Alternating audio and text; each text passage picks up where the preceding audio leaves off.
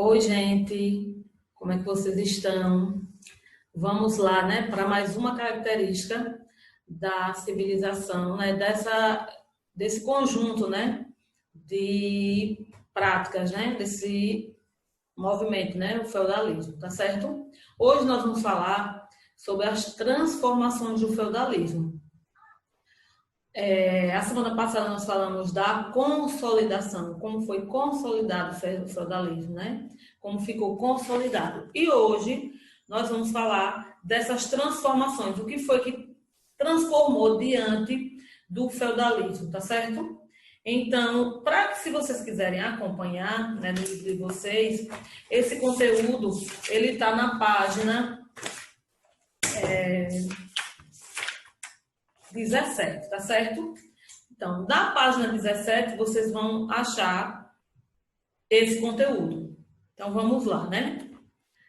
A gente tem que destacar os fatores que contribuíram para essas transformações. Primeiro fator importantíssimo foi o crescimento populacional, com o renascimento urbano e o crescimento comercial com as cruzadas, né?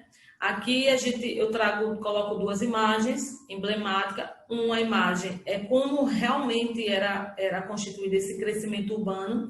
Foi um crescimento que começou por algumas características que eu não vou falar agora, mas que foram características que depois a gente vai ver os fatores determinantes para essa crise do feudalismo. E essas ordens de padres cavaleiros, né, de Cristo, que eram chamados de templários. Com esse crescimento, né, que nós falamos de crescimento populacional, os fatores que contribuíram foi, né, relativamente uma relativa paz, né, o dinamismo, né, na economia, com algumas técnicas que foram colocadas, como a chura, os moinhos, os adubos, a trela dos animais, os rodízios trienal, que eu expliquei como acontecer esses rodízios trienal na aula passada. E, obviamente, essas consequências foi o aumento dessa produção, né, da produção de excedentes, e também o aumento populacional, como vocês observaram no primeiro slide. Né? Isso, do século X, tinha 20 milhões de pessoas, já no século XV, isso aumentou, quase dobrou, né, para 51 mil milhões de pessoas. O renascimento urbano, ele contribuiu, né? Fatores que contribuíram foram o êxodo rural, e surgem aí algumas corporações dos ofícios ou as guildas. E essas consequências foram as corporações passaram a controlar a produção, houve a hierarquia da produção, com o mestre, proprietário, companheiro e o auxiliar, o aprendiz, o empregado, o jornaleiro por uma jornada, tá certo? Então, esse crescimento comercial, já na questão do crescimento comercial, os fatores que contribuíram para esse crescimento dessas feiras de troca entre campo e a cidade, o campo com os produtos agrícolas, a cidade com as manufaturas e as trocas internacionais, que eram as transações bancárias. A consequência disso foi, com o tempo, né, começaram a alcançar dimensões continentais e contribuíram para aí uma autonomia dessa cidade. Isso, o renascimento, quando a gente fala de renascimento comercial. Né? Resultante disso, como eu coloquei na primeiro slide, vocês observam que surgem essas cruzadas, que a princípio eles tinham um propósito, né? As cruzadas eram exércitos organizados para libertar Jerusalém, né? O objetivo primeiro era libertar a Terra Santa. Mas aí acontece as aventuras, os nobres procuraram reinos e riquezas, e na questão da cruzada econômica, as cidades italianas queriam aí ampliar o comércio. Resultado disso foi o aumento, né? Esse aumento proporcional do Oriente com o Ocidente, a burguesia ela ficou muito mais rica e os costumes orientais foram incorporados do Ocidente. Costumes, logo vou dar só alguns detalhes, né, como a introdução do arroz, da pimenta, da canela, né, do açúcar, do algodão, do café e de perfumes. E com isso, com essas cruzadas, há um acréscimo da intolerância religiosa. Já eu vou especificar, né, para não quebrar etapas aí, né, do conhecimento. Então, vale destacar que a Idade Média foi um laboratório de pesquisa, né, para os historiadores, né, na visão de Legoff. Ele revolucionou tanto o conhecimento sobre o período quanto os métodos aí históricos, dando uma nova visão sobre a época e descobriu aí a modernização de um período que era considerado aí bastante obscuro, né? Quando se falava da Idade Média, a primeira especificação desse período era a Idade das Trevas, ou seja, de uma ignorância profunda em termos científicos, termos culturais, né? Mas o historiador ele lembra que o livro, as universidades, as cidades, o relógio, a tortura, a razão de Estado, entre outros, são invenções medievais, cultivadas na era contemporânea. Isso aqui eu trouxe esse destaque, que foi que Legoff, né, quem é historiador. Vocês ainda não, mas se caso algum de vocês quiserem, né, seguir a profissão de historiador, vai ter que ter o contato com bastante livro e bastante estudo. E Legoff, né, que ele é um historiador não só da Idade Média, mas ele contribui muito na historiografia no geral, tá certo? Então, como a gente já destacou, né, logo lá no primeiro slide, eu já coloquei a questão da Revolução Urbana e as cruzadas, a gente vai entender o que foram essas cruzadas, tá certo? Então, com essa crise do sistema, né, com a invasão, com o fim das invasões bárbaras, nasce aí as colheitas normais, há também uma baixa mortalidade, o aumento da população, a falta também de terras e o aumento também da produção.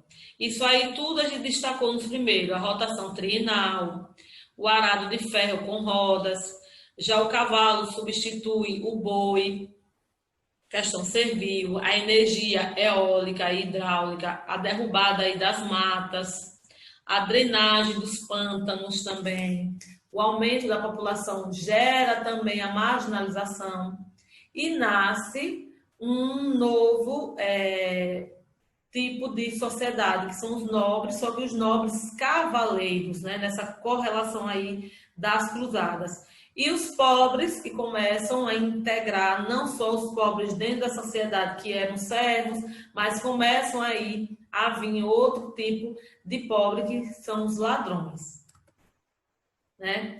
Aqui, dentro do contexto das cruzadas, tem como era organizada a organização de uma cruzada, isso aí na França do século XII, e uma iluminúria, né, de Gutenberg aí, e demonstrando aí como é que essas pessoas iam e seguiam esse exército, né? Os fatores das cruzadas, né, a gente pode observar que o objetivo era novas rotas de comércio, reabrir o Mediterrâneo, a conquista de novas terras, diminuir a população europeia, marginalizados, a reunificação da igreja, que houve um período muito obscuro. Primeiro objetivo das cruzadas, por isso o nome, cruz, era um exército de pessoas para obter ou resgatar aquelas pessoas que estavam migrando para uma outra possível religião. Também, dentro disso, constitui aí uma peregrinação religiosa e salvar o Santo Sepulcro de Cristo na Guerra Santa. Do lado aqui direito, vocês estão observando as luminúrias do século XII, são duas, o mapa do Jerusalém e uma outra luminúria também. Então, vamos observar cruzada por cruzada, né? Em 1095, o Urbano II ele convoca os cristãos para combaterem os infiéis muçulmanos do Oriente, isso no Concílio de Clermont. Nessa primeira, há uma peregrinação armada, questão da penitência e da cruz vermelha sobre a roupa, né? Por isso, cruzadas. A imagem é de Papa Urbano II, onde vocês vão observar a importância da igreja mais o Estado, ou seja, os reis e os senhores feudais. E há um destaque em Gênova e Veneza, que eles financiaram as cruzadas e reabertura aí do comércio. E nasce aí essas ordens militares, primeiro os templários, depois os hospitalários e os teutônios também, né? As pré-cruzadas, e isso datado de 1096, a gente vai destacar a figura de Pedro, o Hermenita, Guarnaterium San Javiés e a Cruzada dos Pobres, que foram 40 milhões. Na primeira cruzada, há uma conquista de Jerusalém. E aí vocês observam aí os cavaleiros templários, na figura de Godofredo e Bolion. As duas imagens aqui no slide que vocês estão observando. As ordens religiosas, que eu já destaquei, os hospitalários, os templários e os teutônios. E São João do Acre, né? Ali em cima, Pedro, o Cremilita, no caminho aí de Jerusalém. E essas cruzadas, aqui as cruzadas e os mapas para que vocês entendam aonde essa população, onde esse exército ele percorria. Já a segunda cruzada, né, de 1147, foi Luís VII. Tem nas imagens de Saladino I os cristãos destruídos e uma derrota terrível, né? Tem Ricardo aí, Coração do Leão, e a terceira cruzada, que foi a Cruzada dos Reis, de Frederico Baralhofo Ruiva e Felipe Augusto. Também é para destacar Ricardo Coração do Leão, Saladino I, que não conquistam Jerusalém. Só para que vocês entendam, tiveram uma imensidão de cruzada. Cruzada de crianças, cruzada de pobres. Então, cada uma ela tinha um impulsionamento diferente. A quarta cruzada, né, ela tinha como motivação econômica, Dândulo, né, o dom da Veneza, e Constantinopla, do Bizantino e Sara. Como eu já falei quase nesse instante, a Cruzada das Crianças, né, que eram almas puras que iriam libertar Jerusalém, foi um desastre, né, porque a maioria dessas crianças morreu de fome e de frio. E as que sobreviveram foram vendidas como escravos pelos turcos no norte da África. Mas essa questão aqui, que diz que primeiro a criança ela foi colocada, né, a cruzada da criança, porque eles eram almas puras, não, foi um período em que foi dizimada uma quantidade tão enorme de homens, né, de adultos, que só restavam as crianças. Então, colocaram também as crianças para lutarem. A quinta cruzada, né, ainda aí é a Cruzada das Crianças, né, e a sua fuga para o Egito. Na sexta cruzada, né, tem como líder, né, Frederico II, e houve aí a negociação com os muçulmanos e a peregrinação livre e a derrota em Gaza. Na sétima, né, já vai aparecer a figura de Luís IX, São Luís, prisioneiro, Roberto de Artrose, que foi imprudente, e o Egito foi derrotado, porque foi um período que tinha várias cheias do Egito e também tinha as epidemias. Na oitava cruzada, teve a morte de Luís IX por desinteria, começou aí a peste a assolar os exércitos e ataque de Tunis. Já na nona cruzada, tinha como líder Eduardo I da Inglaterra, mas não teve nenhuma expressão essa cruzada, não teve nada que caracterizasse, né? As consequências, né, das cruzadas foi a implantação do sistema feudal no Oriente, o problema, né, das cruzadas, né, a ocupação que era superficial, o desejo aí de retorno, saques contra Constantinopla, disputa entre os cruzados e a reconquista dos árabes. Já o resultado das cruzadas na questão econômica foi a abertura do comércio, o monopólio aí dos italianos, o renascimento comercial e urbano, e na questão social, com as cruzadas, obviamente, né, o que ia se destacar é a diminuição da população, pela dizimação, né, muitos iam e não retornavam.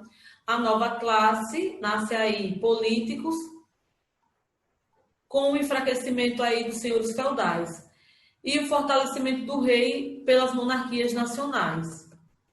Tá certo? Então, hoje, essa questão que nós falamos sobre as transformações, a gente vai parar aqui, porque na próxima aula a gente vai destacar como foi a crise, que aí vocês vão observar mais amplamente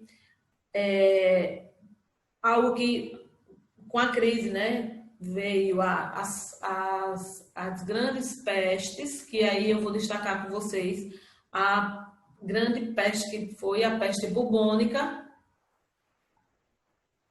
e essa característica a gente só vai conhecer na próxima aula, videoaula, ou a aula já online, tá certo? Que já tá para a próxima semana a gente já entrar online, né? Que vocês vão ter as aulas ao vivo, tá certo? Então, peguem o livro na página 10 e na página 13. Na verdade, não, da página 10 e a página 11, certo? Peguem aí para fazer a correção de vocês. Página 10, não, página 13, tá certo? A página que a gente vai corrigir é a página... Oxente, só um instantinho, viu?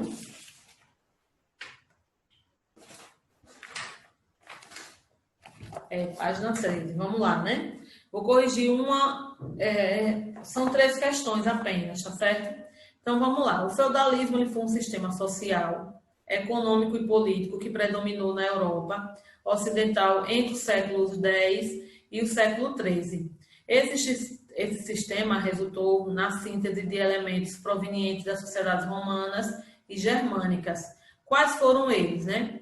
Então, aqui, se a gente observar, as vilas romanas, elas eram grandes propriedades que absorviam os antigos escravos ou camponeses dependentes, transformados em colônias. Esses latifúndios com novas relações sociais de produção, que era o colonado. Pode ser considerado precursores do domínio feudal ou do feudo. Já os germânicos, com suas antigas instituições, tinham relações de fidelidades mútuas entre chefes e seus guerreiros. Essas relações reforçaram aí os laços de dependência, né, pessoal e do próprio feudalismo. Na segunda questão, por que, né, as invasões do século IX aceleraram o processo de ruralização da sociedade, né? Primeiro, porque com a morte de Carlos Magno, isso em 1814, subiu o trono imperial seu filho Luís, o Piedoso, né? Que reinou até 840, né? Os filhos de Luís, o Piedoso, passaram a disputar o poder, né? Arrastando, né, o Império Coralíneo em uma longa guerra, provocando aí a desintegração do Império. E isso revela a pouca eficiência da cavalaria para manter a ordem. Além disso, não havia um sistema administrativo suficientemente organizado que garantisse essa unidade política. E na terceira questão, o feudalismo, que é fruto das relações sociais, econômicas e culturais do mundo medieval, foi um momento, né, importante da história da Europa. Sabendo que foi um período em que as relações econômicas eram basicamente agrária, com base nessas constatações, explique como e em que medida essa dinâmica feudal ela agrediu o meio ambiente. Então, durante a Idade Média, né, o impacto ambiental da atividade humana era muito menor, né, do que a atualidade, tendo sido adotadas algumas práticas benéficas para a terra, como a rotação trienal de culturas, né? Porém, para aumentar a produção, os pântanos foram drenados e as florestas foram destruídas. E a madeira, né, a lenha, constituía na época o principal recurso energético. Isso significou uma grande agressão ao meio ambiente, porque todo o recurso era tirado da natureza, tá certo? Então, foi corrigida a atividade, né? Na próxima aula, como eu disse, se for a aula ao vivo, é uma oportunidade, é bastante enriquecedor, porque vocês, ao mesmo tempo, vão poder estar tirando as dúvidas, né? Não deixar as dúvidas para depois, tá certo? Então, até a próxima aula, né? Responda a atividade direitinho, anotem já